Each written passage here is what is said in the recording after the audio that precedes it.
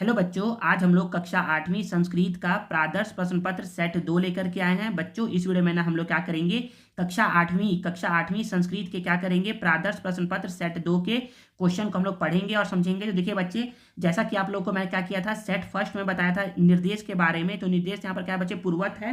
तो क्या क्या निर्देश था, तो पहला निर्देश ये था ना बच्चे कि सभी प्रश्नों को हल करना अनिवार्य है। दूसरा ये था बच्चे कि लिखावट आपका स्पष्ट होना चाहिए और पढ़ने योग्य होना चाहिए, कि आप साफ सुथरा लिखिए। तीसरा निर्देश ये था कि सभी प्रश्नों के जो अंक दिए रहेंगे ना, उसके सामने में ही लिखे हुए रहेंगे। चौथा निर्देश तो नहीं है, बस आप लोगों को पता होना चाहिए कि आप लोगों का 80 नंबर का पेपर होगा। और पांचवा यह है बच्चे कि आप लोग को 2.5 आवर मिलेगा क्वेश्चन पेपर को सॉल्व करने के लिए। चलिए हम लोग क्या करते हैं, पहला क्वेश्चन को पढ़ते हैं और समझते हैं। तो पहला क्वेश्चन बोला जा रहा है इसमें कि हम लोग को है संधि विच्छेद कीजिए। तो पहला क्वेश्चन है मनोरथ। तो हम लोग बोलेंगे कि मनोरथा को संधि विच्छेद करते हैं, मनः धन रथ, मनः धन रथ। नेक्स्ट है बच्चे कोअपि। कोअपि इसको ना अ पढ़ते हैं, क्या पढ़ते हैं इसको, अ पढ़ते हैं, कोअपि। तो को धन अपि, कोअपि हो जाएगा। नेक्स्ट है बच्चे समास विग्रह करना है। तो समास विग्रह में पहला क्वेश्चन है राम लक्ष्मणो। तो राम लक्ष्मणों को जब आप समास विग्रह करोगे तो रामः च लक्ष्मणः च, रामः च लक्ष्मणः च, बार बार बोल करके लिख करके प्रैक्टिस करोगे ना, तो आप लोगों से क्या हो जाएगा बच्चे, बनने लगेगा। नेक्स्ट है बच्चे कृष्णाश्रित। कृष्णाश्रित, कृष्णाश्रित, तो कृष्णम आश्रित, कृष्णम आश्रित हो जाएगा। नेक्स्ट है बच्चे हमारा यहाँ पर प्रश्न तीसरा, विलोम शब्द लिखिए, मतलब कि उल्टा शब्द आप लोग को लिखना है। तो इसमें सबसे पहला है बच्चे ऊंच। ऊंच मतलब होता है ऊंचा, ऊंचा का क्या होता है बच्चे, नीच, ऊंच का नीच हो जाएगा। मान, मान मतलब होता है किसी को सम्मान देना, तो सम्मान का उल्टा क्या हो जाएगा बच्चे, अपमान हो जाएगा। ठीक है। नेक्स्ट बच्चे हमारा यहाँ पर प्रश्न चौथा है, निम्नलिखित शब्दों का हिंदी में अर्थ लिखना है। तो इसमें बोला जा रहा है कि निधि, निधि मतलब होता है खजाना, निधि मतलब होता है खजाना। और कर्मसु, कर्मसु मतलब होता है बच्चे कर्मों में, कर्मसु मतलब कर्मों में। नेक्स्ट बच्चे हमारा यहाँ पर अधोलिखित पदों के पुरुष व वचन बताना है। तो पहले यहाँ पर लिखते हैं पुरुष और यहाँ पर लिखते हैं वचन, और फिर पहला है लिखती। तो मैं आप लोग को पढ़ाया था ना, ये ना बच्चे लट लकार का है, लट लकार का ये है। तो आप लोग को पढ़ाया था मैं पहले ही सेट फर्स्ट में कि यहाँ पर होता है ती तह अंति, ती तह अंति होता है। और तो यहाँ पर क्या होता है बच्चे, यहाँ पर लिखा है लिखती, तो ये हो जाएगा बच्चे लिखती, लिखता, लिखंती। तो ये लिखती लिखाया है, लिखती लिखाया है, मतलब कि ये है बच्चे हमारा एक वचन का। और सबसे पहले बच्चे हमारा यहाँ पर होता है प्रथम पुरुष, बीच में होता है मध्यम पुरुष, और सबसे नीचे होता है बच्चे उत्तम पुरुष होता है। तो हमारा ये प्रथम पुरुष एक वचन का है, ये लिखती प्रथम पुरुष एक वचन का है। तो यहाँ पर बच्चे आप कुछ ऐसा लिखोगे ना, ऐसा समझा दे रहा हूँ आप लोगों को, कुछ ऐसा लिखोगे आप लोग। यहाँ पर लिखोगे पहले, यहाँ पर लिखोगे पुरुष जैसे कि सेट फर्स्ट में था, और यहाँ लिखोगे वचन। तो पुरुष में हो गया बच्चे प्रथम पुरुष और वचन में हो गया बच्चे एक वचन। अब नेक्स्ट है बच्चे वदंती। क्या है, वदंती है। तो यहाँ पर भी बच्चे देखिए ना, ये भी क्या है बच्चे, लट लकार का ही है। तो यहाँ पर भी पढ़ेंगे हम लोग कि बोलेंगे ना कि ती तह अंति। तो बच्चे ये क्या है, हमारा प्रथम पुरुष का ही है, ये भी क्या है प्रथम पुरुष का ही है। और ये क्या है बच्चे, यहाँ पर हमारा होता है बच्चे एक वचन होता है, यहाँ पर होता है बच्चे हमारा द्विवचन, और यहाँ पर होता है बच्चे हमारा बहुवचन। तो देखिए अंति आ रहा है, तो यहाँ पर क्या है वदंती। तो बोलेंगे कि वदती, वदतः, वदंती। तो वदंती आ रहा है, मतलब कि ये प्रथम पुरुष का ये बहुवचन के बारे में आपसे बात किया जा रहा है। तो प्रथम पुरुष का आप यहाँ पर क्या लिखोगे, प्रथम पुरुष का आप यहाँ पर बहुवचन को लिख दोगे। ठीक है ना। अब नेक्स्ट बच्चे हमारा यहाँ पर निम्नलिखित शब्दों के विभक्ति और वचन लिखना है। तो बच्चे ऐसा ही कुछ यहाँ पर भी लिखेंगे, कुछ ऐसा लिखेंगे ना, ये देखिए ऐसा लिखेंगे कुछ कि यहाँ पर ना, चलिए ऊपर मैं बता दूंगा कैसा लिखना है। तो यहाँ पर देखिए बच्चे पहला क्या है हमारा, यहाँ पर सालभ्य है। तो सालभ्य ना बच्चे क्या होता है, ये साला का क्या है बच्चे, शब्द रूप है। तो इसमें बच्चे की ना चतुर्थी, चतुर्थी और पंचमी दोनों में ये आता है। सालभ्य जो है ना वो चतुर्थी और पंचमी दोनों में आता है, और दोनों कहाँ आता है बच्चे, बहुवचन में आता है। यहाँ पर भी होता है सालभ्य और यहाँ पर भी होता है सालभ्य, फिर यहाँ पर साला नाम, फिर यहाँ पर सालिशी होता है। ठीक है ना। तो बच्चे ये क्या है हमारा, चतुर्थ और पंचमी का बहुवचन में आता है ये। फिर है बालका नाम। तो लास्ट वीडियो में ना बताया था आप लोगों को ना कि बालका नाम क्या है बच्चे, हमारा षष्ठी का है और बहुवचन का है। मतलब बोला जा रहा है ना कि ना बालका नाम ना बच्चे ऐसे होता है, बालका, बालका नाम होता है, यहाँ पर बालका नाम होता है, फिर नीचे में होता है बालकेशु। क्या होता है, बालकेशु। तो सेट फर्स्ट में जो था ना बच्चे, वो बालकेशु के बारे में पूछा गया था, जो कि हमारा सप्तमी विभक्ति का था। और बाल का नाम क्या है बच्चे, हमारा षष्ठी विभक्ति का है। किसका, षष्ठी विभक्ति का है। और दोनों कहाँ होते हैं बच्चे, दोनों होते हैं हमारे ये बहुवचन में होते हैं। यहाँ पर होता है बहुवचन में होते हैं। तो मैं यहाँ पर बोलूंगा ना, यहाँ पर कुछ ऐसा लिखते हैं, देखिए कुछ ऐसा लिखेंगे कि यहाँ पर लिखते हैं बच्चे, यहाँ पर लिखते हैं विभक्ति, ठीक है ना। और यहाँ पर लिखते हैं बच्चे वचन, लिखते हैं क्या लिखते हैं, वचन लिखते हैं। पूरा पूरा नाम लिखिएगा आप लोग, यहाँ पर वचन पूरा नाम लिखिएगा, यहाँ पर विभक्ति पूरा लिखेगा। विभक्ति के नीचे लिखेगा कि चतुर्थी और पंचमी में ये बहुवचन में आता है, ये षष्ठी में आता है, बहुवचन में आता है। नेक्स्ट बच्चे हमारा यहाँ पर प्रश्न सातवां। तो बोला जा रहा है ना कि निर्देशानुसार तीनों वचनों में धातु रूप लिखना है। तो बच्चे क्री धातु का लिखना है लट लकार। तो बच्चे मैं पढ़ाया हूं ना लट लकार प्रथम पुरुष, तो इसका रूल होता है ती तह अंति।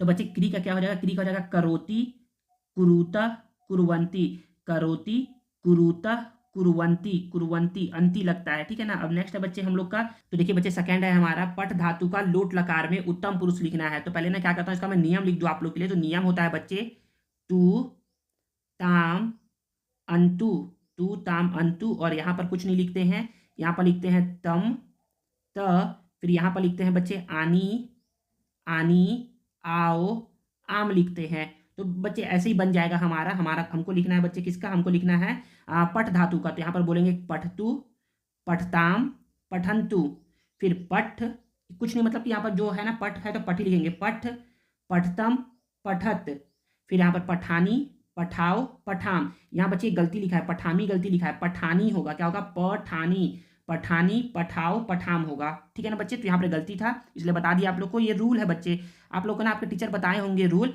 नहीं बताए हैं ना तो आप लोग का ना मैं रूल भी शो करवा दूंगा वीडियो में ही, ठीक है। तो आप लोग को शो होते रहेगा रूल भी।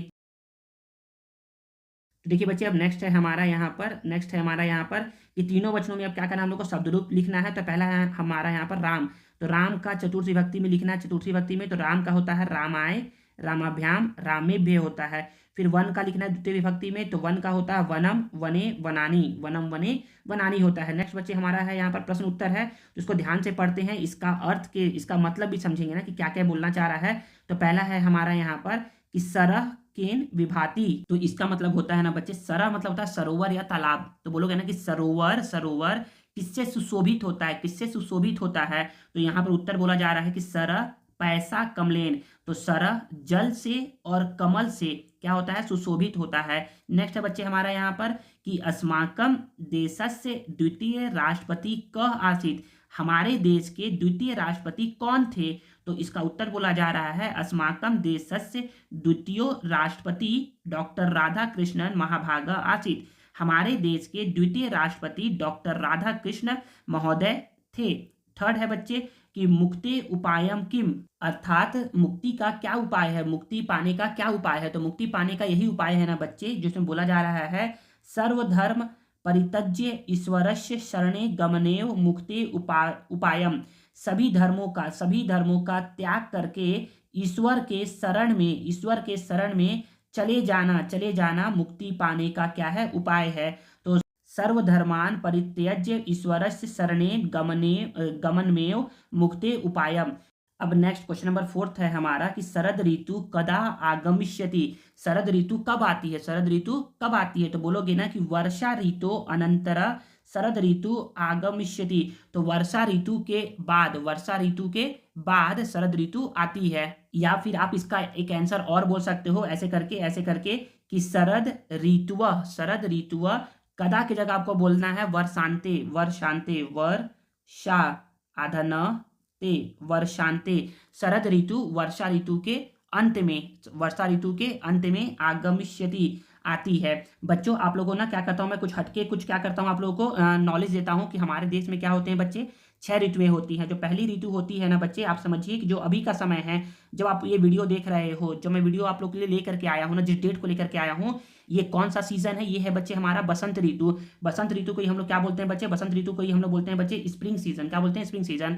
स्प्रिंग सीजन के बाद आता है बच्चे हमारा यहाँ पर गर्मी का छुट्टी आप लोग का आता है, तो उसको बोलते हैं बच्चे ग्रीष्म ऋतु, या फिर आप लोग बोल सकते हो इंग्लिश में समर वेकेशन। क्या बोलते हैं, summer season, sorry summer vacation नहीं, समर सीजन बोलते हैं। थर्ड बच्चे समर सीजन के बाद आता है बच्चे आप लोग का बरसात का मौसम। बरसात के मौसम को हम लोग बोलते हैं वर्षा ऋतु, या आप लोग इंग्लिश में बोल सकते हो उसको मानसून सीजन। क्या बोलते हैं, मानसून सीजन बोलते हैं। अब मानसून सीजन के बाद क्या आता है बच्चे, आपका आता है पतझड़ का आता है, जिसको हम लोग बोलते हैं शरद ऋतु। क्या बोलते हैं, शरद ऋतु, और इंग्लिश में बोलते हैं बच्चे ऑटम सीजन। क्या बोलते हैं, ऑटम सीजन बोलते हैं। नेक्स्ट बच्चे हमारा आता है 5th, पतझड़ के मौसम के बाद आता है बच्चे हमारा हल्का हल्का ठंड आने लगता है। तो जब हल्का हल्का ठंड आता है ना बच्चे, तो उसको बोलते हैं हेमंत ऋतु, या फिर इंग्लिश में बोलते हैं उसको बच्चे प्री विंटर सीजन, मतलब कि विंटर के जस्ट पहले का सीजन। और लास्ट जो होता है बच्चे हमारा होता है विंटर सीजन, जब हम लोगों को ठंड पड़ती है। तो ठंड जब पड़ता है तो उसको बोलते हैं बच्चे शिशिर ऋतु भी बोलते हैं और शीत ऋतु भी बोलते हैं। तो कुल 6 ऋतुएं होती हैं जो कि हमारे देश में होती हैं, ठीक है ना। नेक्स्ट बच्चे हमारा क्वेश्चन क्या है, नेक्स्ट हम लोग देखते हैं क्वेश्चन हमारा रिक्त स्थानों की पूर्ति कीजिए। तो इसमें पहला क्वेश्चन है बच्चे, तो देखिए बच्चे पहला बोला जा रहा है ना कि आत्मानुशासनम डैश भवति।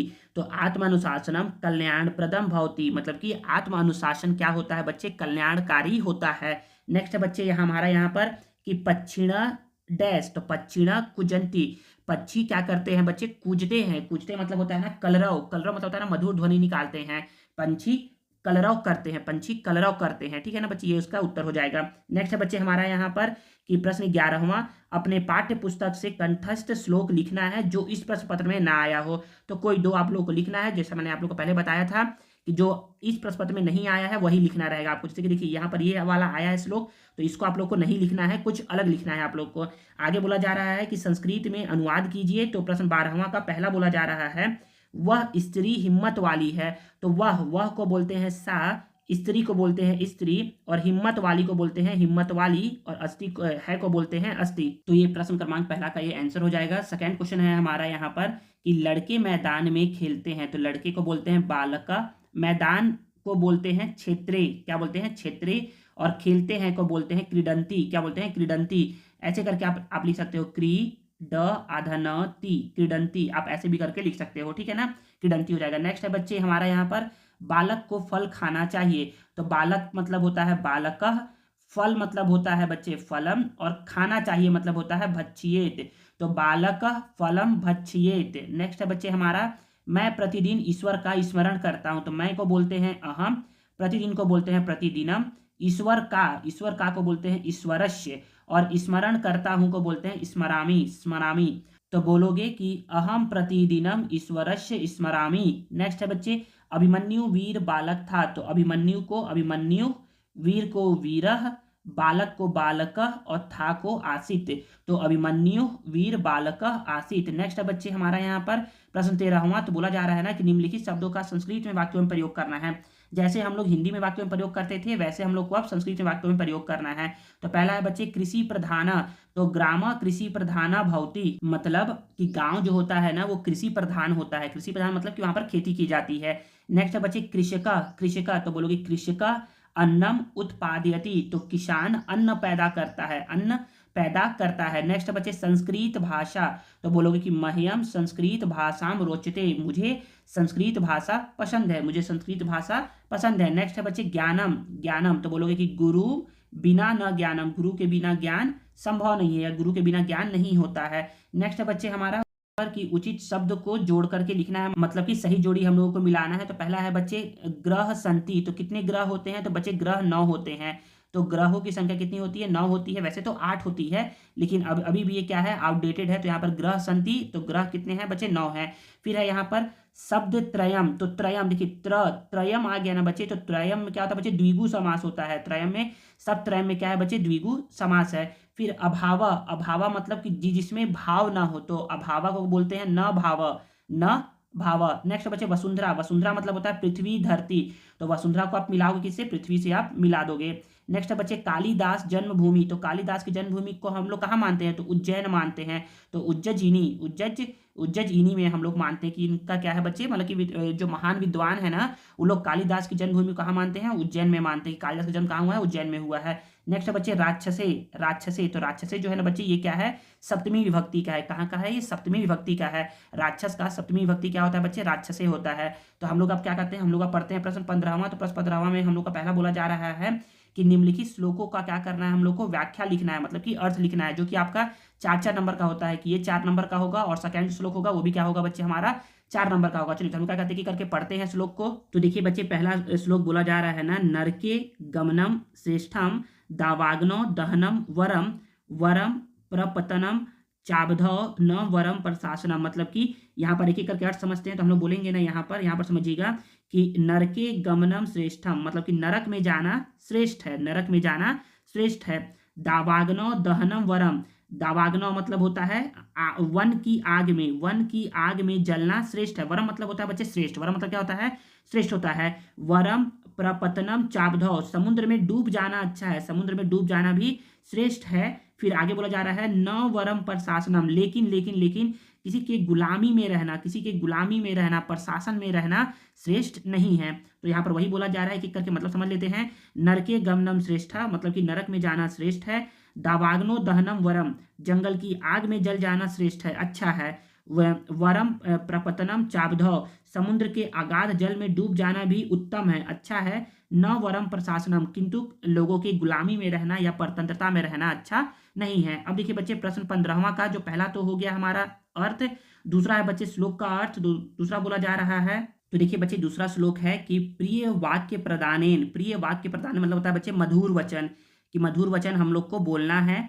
सर्वे तुष्यंती जंतव, इससे क्या होता है सभी जंतुओं को संतुष्टि मिलती है, मतलब कि प्रसन्नता होती है। जंतवा मतलब होता है जीव जंतु, तुष्यंती मतलब होता है बच्चे प्रसन्न होते हैं। तो एक लाइन का आप अर्थ बोलोगे ना यहाँ पर कि मधुर वचन बोलने से, मधुर वचन बोलने से सभी जीव जंतु क्या होते हैं, प्रसन्न होते हैं। तस्मात देव वक्तव्यम वचनम का दरिद्रता, इसलिए हमें मधुर वचन बोलना चाहिए। मधुर वचन बोलने में क्या दरिद्रता, मतलब कि मधुर वचन बोलने से कभी आपको गरीबी नहीं आ जाएगी। तो यहाँ पर वही अर्थ बोला गया है कि मधुर वचन से सभी जीव जंतु संतुष्ट होते हैं या प्रसन्न होते हैं, इसलिए हमें मधुर वचन बोलना चाहिए। मधुर वचन बोलने में क्या दरिद्रता, फिर ऐसे करके क्वेश्चन मार्क लगा दोगे, ठीक है ना। आई थिंक आप लोगों को समझ में आ गया होगा। बच्चे याद रखिए ना, संस्कृत जो होता है ना बच्चे बहुत ही आसान होता है, करीब 1 से 1.5 घंटे का क्या रहता है, पेपर रहता है। अगर आप लोग को आता है तो, और नहीं आता है तो आप लोग के लिए 2.5 आवर भी क्या हो जाएगा, कम पड़ जाएगा। देखिए बच्चे अब है हमारा प्रश्न 16वां। तो प्रश्न 16वां बोला जा रहा है ना कि अधोलिखित गद्यांशों का हिंदी में अनुवाद करना है। तो हम लोग इसको पढ़ करके समझते हैं। तो एक एक लाइन को पढ़ेंगे और समझेंगे इसका अनुवाद हम लोग। तो देखिए बच्चे इसका एक एक लाइन पढ़ करके हम लोग इसका अर्थ समझते हैं, तो अनुवाद करते हैं। तो इसमें बोला जा रहा है ना कि अनुशासनम बिना समाजस्य राष्ट्रस्य वा उन्नति न संभवंती, मतलब कि अनुशासन के बिना समाज या राष्ट्र की उन्नति संभव नहीं है। तो इसका बोलोगे कि अनुशासन के बिना समाज या राष्ट्र की उन्नति संभव नहीं है। आगे आगे बोलोगे कि मानव जीवने अनुशासनम महत्वपूर्ण अस्ति, मानव के जीवन में अनुशासन का बहुत अधिक महत्व है, अर्थात मानव के जीवन में अनुशासन ही महत्वपूर्ण है।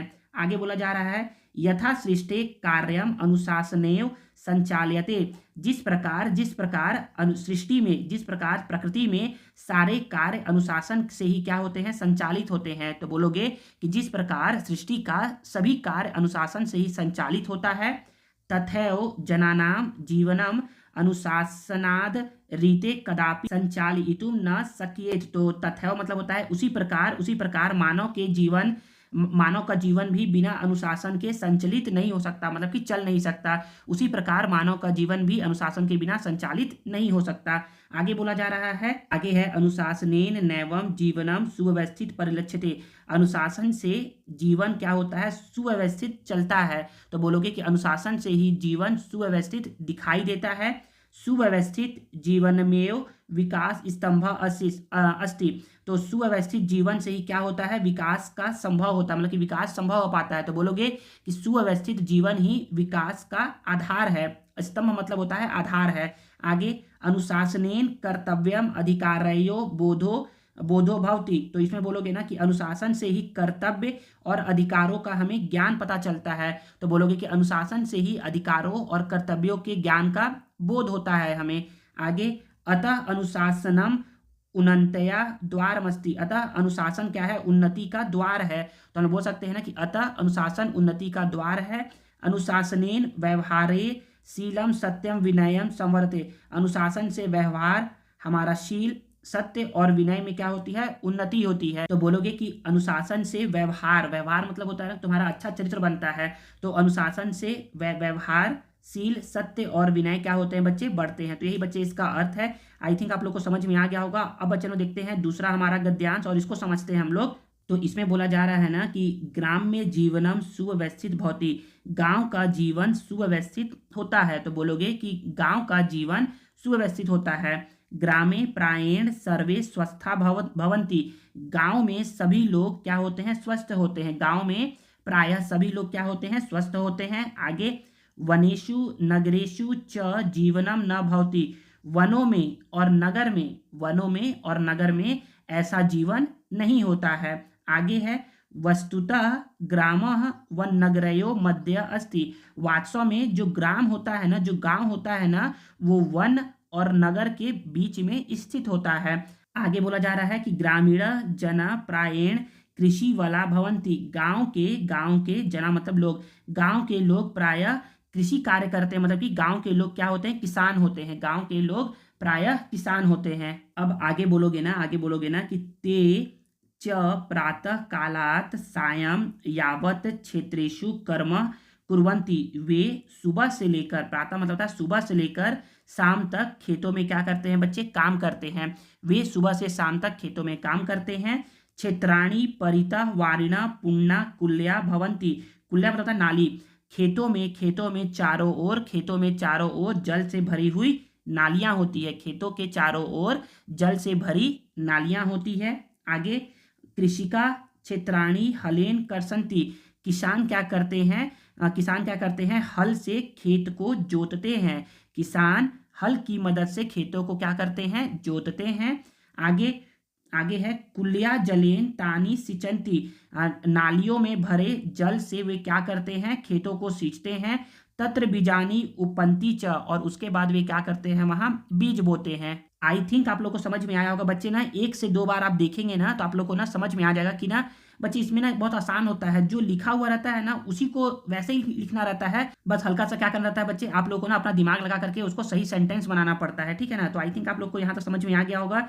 नेक्स्ट है बच्चे हमारा प्रश्न 17वां। तो प्रश्न 17वां में बोला जा रहा है ना कि अवकाश प्राप्ति के लिए संस्कृत भाषा में आप लोग क्या करना है बच्चे, एक प्रार्थना पत्र लिखना है। वैसे तो आपका हिंदी में आप लोग पढ़े थे ना कि छुट्टी के लिए आवेदन पत्र लिखना है, सेम टू सेम वही ये भी वही है, बस आप लोग को इसको संस्कृत में लिखना है। तो संस्कृत के लिए आप लोगों को ना याद करना पड़ेगा अच्छे से। तो यहाँ पर बोला जा रहा है ना, यहाँ पर बोला जा रहा है, समझिएगा कि सेवायाम प्राचार्य महोदया या फिर प्रधानाध्यापक महोदय, जो भी लिखने का मन है, ठीक है ना। तो बोलो कि सेवायाम प्राचार्य महोदय, फिर यहाँ पर अपने स्कूल का नाम और वो जगह कहाँ है, और यहाँ पर लिखा है रायपुर नगरम छत्तीसगढ़, आप ऐसा लिख सकते हैं। फिर आगे बोला जा रहा है विषय क्या है, तो विषय है अवकाशार्थ प्रार्थना पत्रम। हाँ, यहाँ पर ना उत्तर करके आप ना पहले क्या करेगा, उत्तर लिखिएगा यहाँ पर, और उत्तर करके आप लोग ऐसा कर लिखिएगा। अच्छा, एक काम करिए ना, जब भी आप लोग को ना क्या कहते हैं लिखते हैं क्वेश्चन का आंसर, तो आप लोग क्या कहते हैं बच्चे ना, आजकल के बच्चे क्या है, पहले क्वेश्चन लिखेंगे पूरा, फिर उसके बाद क्या करते हैं यहाँ से उत्तर लिखते हैं। नहीं बच्चे, ऐसा नहीं करना है कभी। जैसे कि आपको लिखना, मान लो कि ना प्रश्न 17 का आपको उत्तर लिखना है, तो आप लोग ऐसे लिखेंगे कि प्रश्न 17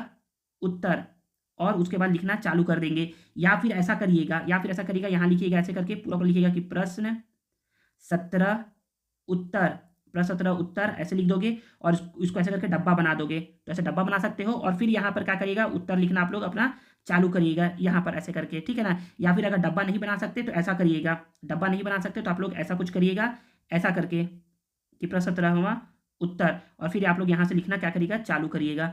ठीक है, समझ में आ गया। ऐसा कुछ लिखा जाता है बोर्ड पेपर में। तो हम लोग बोलेंगे ना यहाँ पर क्या है हमारा, उत्तर में लिखेंगे अवकाशार्थ प्रार्थना पत्रम, तो सेवायाम प्राचार्य महोदय, स्कूल का नाम, फिर रायपुर नगरम छत्तीसगढ़। विषय क्या है, विषय है अवकाशार्थम प्रार्थना पत्रम, अवकाश के लिए प्रार्थना पत्र। तो बोलोगे महोदय सविनय निवेदनम अस्ति, सविनय निवेदनम अस्ति यत् शीत ज्वरेण, शीत मतलब होता है ना बुखार से पीड़ित, शीत ज्वरेण अहम पीड़ितो अस्मि। सविनय निवेदन है ना कि मैं क्या हूँ बच्चे, बुखार से पीड़ित हूँ। आगे, अतः शालाम आगंतुम असमर्थो अस्मि, इसलिए मैं शाला आने में क्या हूँ, असमर्थ हूँ। एतदर्थम, इसलिए दिनांक यहाँ से यहाँ तक, प्रयत्नम अवकाशम दातुम कृपा करोतु, इसलिए मुझे क्या है बच्चे, दिनांक यहाँ से यहाँ तक छुट्टी देने की आप महान कृपा करें। नेक्स्ट बच्चे क्या करोगे, नेक्स्ट आप ना दिनांक यहाँ बोल दोगे, और फिर भवता आज्ञाकारी शिष्या या शिष्य जो भी है, लड़का है तो शिष्य लिखेगा, लड़की है तो शिष्या लिखेगा, और यहाँ पर आपका क्या हो जाएगा बच्चे, पत्र ओवर हो जाएगा। नेक्स्ट बच्चे हमारा प्रश्न 18वां। प्रश्न 18वां बोला जा रहा है कि निम्नलिखित में से किसी एक विषय पर निबंध लिखना है। तो बच्चे इस वीडियो में मैं क्या करूंगा, निबंध डिस्कस नहीं करूंगा। अगर आप लोगों को निबंध का भी चाहिए एक वीडियो, तो आप लोग क्या करिए, मुझे कमेंट करिए और बताइए ना कि सर हमें निबंध भी चाहिए। तो निबंध का आप क्या करिए, एक अलग से वीडियो बना दीजिए। तो मैं कोशिश करूंगा ना कि निबंध के लिए आप लोग के लिए अलग से एक वीडियो बना सकूँ। और बच्चों क्लास 8 के अदर सब्जेक्ट के मॉडल क्वेश्चन पेपर को देखने के लिए ना आप क्या कर सकते हो, वीडियो के ना डिस्क्रिप्शन में बच्चे क्या है, डिफरेंट सब्जेक्ट का लिंक दिया हुआ है। आप लोग उस लिंक पर क्लिक करके क्या कर सकते हो, डिफरेंट सब्जेक्ट के आप मॉडल क्वेश्चन पेपर को आप वॉच कर सकते हो। आई होप आप लोगों को ये वीडियो यूजफुल लगा होगा। मिलते हैं नेक्स्ट वीडियो में। Thanks for watching.